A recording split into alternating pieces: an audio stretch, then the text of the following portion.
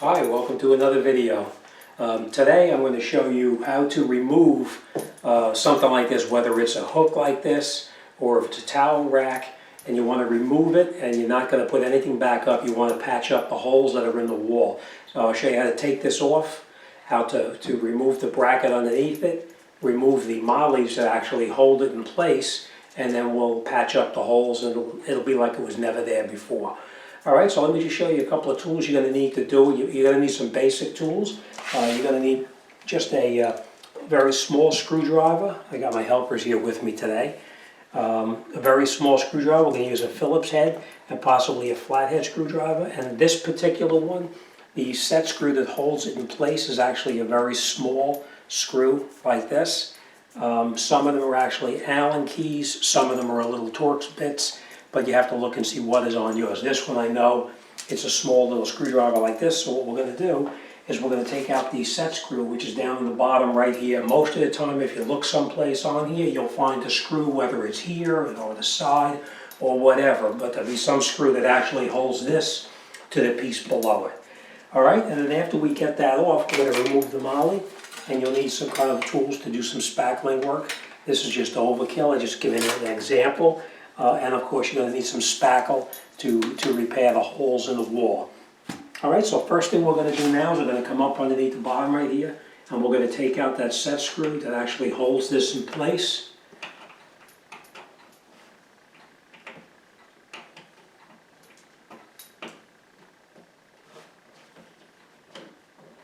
And you probably want to hold on to it just in case it falls off. You don't want to break your tile floor. Alright, we'll take this off. Let me show you real quick. This is the set screw right here that actually holds it to the bracket that's mounted to the wall itself. Alright, so now what we'll do is we're going to take out these Phillips head screws here, and I'll show you how to take out the mollies that are below. And I'll explain what a molly is in just a second.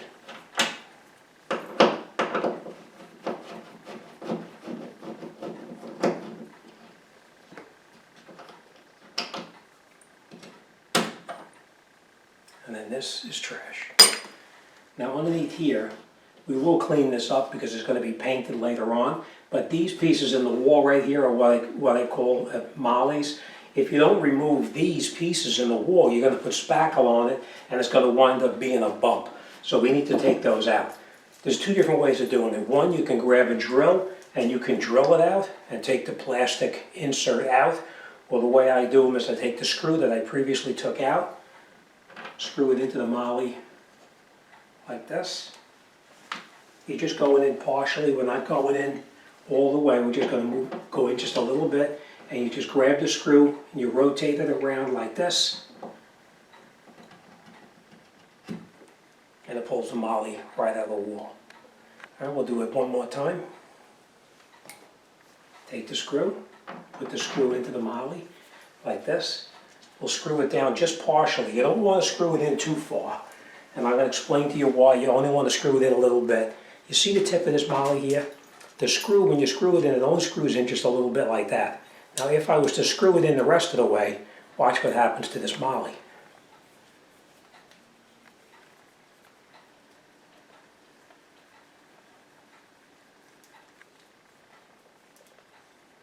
You see how that molly expands? When it expands, that's what's holding it in the wall. That's why you only want to put that screw in just a little bit so that it doesn't screw in all the way. It's just caught by the very tip of the plastic insert that's in the wall. So that way you're only caught right in that very beginning part, and these pieces here now are not pushed out. When you take it and rotate it around, these pieces will push back in and you can pull it out. Let's try it there one more time. We screwed it in partially, and then we just grab it and just rotate it around just like that, and you can see where it's starting to pull out of the wall already, and just keep rotating it around in a circle.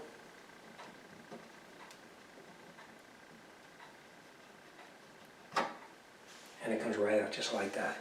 See how the screw is only partially in?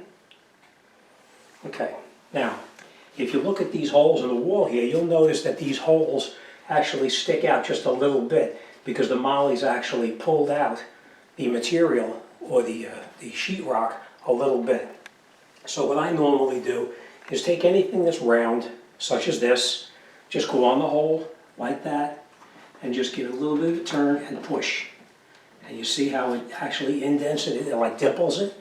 Same thing here.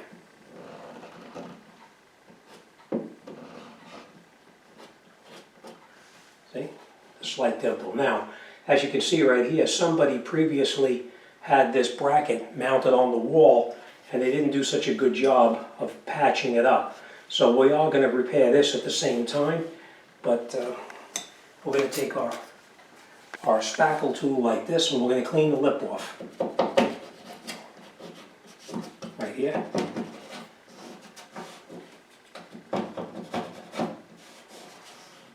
And now that's nice and smooth now as well, because when they put the spackle on it, they didn't smooth it down. And now we're going to do the same thing right here. We're going to push that in a little bit and put a little dimple in that so we can actually fill that at the same time.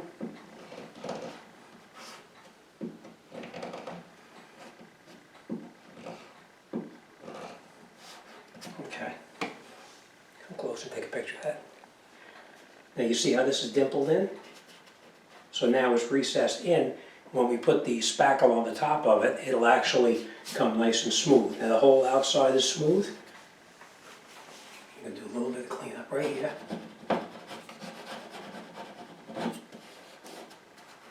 Okay. All right, next thing we're going to do now is we're going to open up our spackle. Now there's lots of different kinds of spackle. If you go to your regular big box store, you'll be able to get it. All right.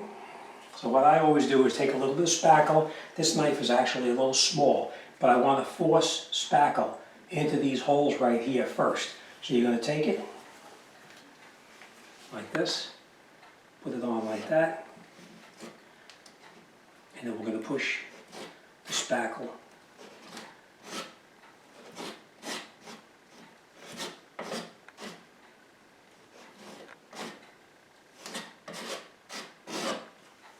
So what I did is the holes are now filled up the whole length that this molly was in the wall. By forcing the spackle into it, now that becomes solid and not just a patch on the outside.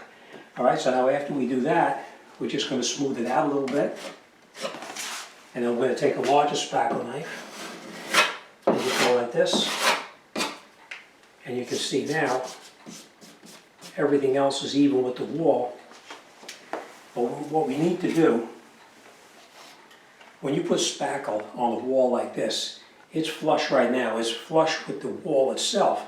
But what happens when you put spackle on there and spackle dries, it recesses slightly, so it's going to wind up being dimpled in just a little bit.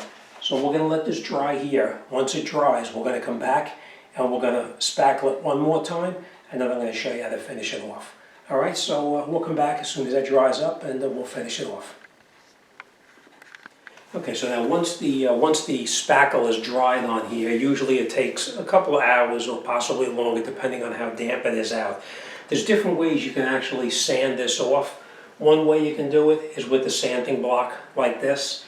You just get in here and you put the block on the wall and you just sand it to clean it off. Now, if you don't want to make it, because when you sand it, there is a lot of dust. Even if you're very careful and you have the ground covered, you have a lot of dust. If you don't want to make a mess in your home, you can use a wet rag. Just, make sure it's damp, and you use the rag just like a sanding block. You put it over the top, and you just go in a circular motion like that, and you'll see it cleans off almost all of the residue that was around here. Now, remember what I talked about yesterday, the dimpling right inside here, how it recesses in? You can see right here that these are actually recessed in a little bit. So we're going to need to go on here with a second coat of spackle, because remember how deep those holes were. That spackle filled in those spots, but they shrunk just a little bit. So now we're going to put a finishing coat over the top of it, and we're just going to do that now, and we'll get this finished up. And then you'll probably just have to wet sand it one more time.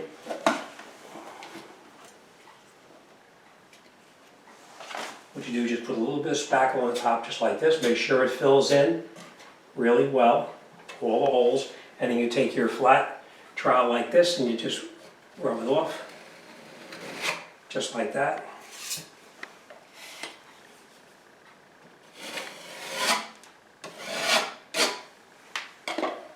And that's it. Now, remember, the smoother you get the spackle with your spackling trowel, the less cleanup you're gonna have to do, whether it's with a sandpaper or with the wet rag. So now that we have this, this will actually fill in really well and you will not even be able to tell where it is. But we're gonna let that dry, and once it dries for the second time, then we're gonna come in with our rag and we're just gonna wipe it down one more time to get that excess around inside here. But all 4 of those dimples now are all filled up and we don't have to worry about anything, so we'll be all done. Alright, so that's it. So now you know how to fill in any kind of, if you take anything off the wall, if you have a dent in the wall, or sometimes you miss with a hammer and make a hole in the wall, you'll need to fill that in. Now you know how to do it. Alright, so thanks for watching, and I'll see you on the next one. Okay, and this is what the finished job looks like after we sanded everything. We recoated it with spackle a second time to fill in all the little dimples, and of course we put paint over the top of that. And as you can see, you can't even see where the actual spackle work was done. All right, so just take your time, fill in all those little dimples in there, and wet sand it down, or you can even use regular sandpaper, and that's what your finished product will look like. You'll never even know that it was actually ever there.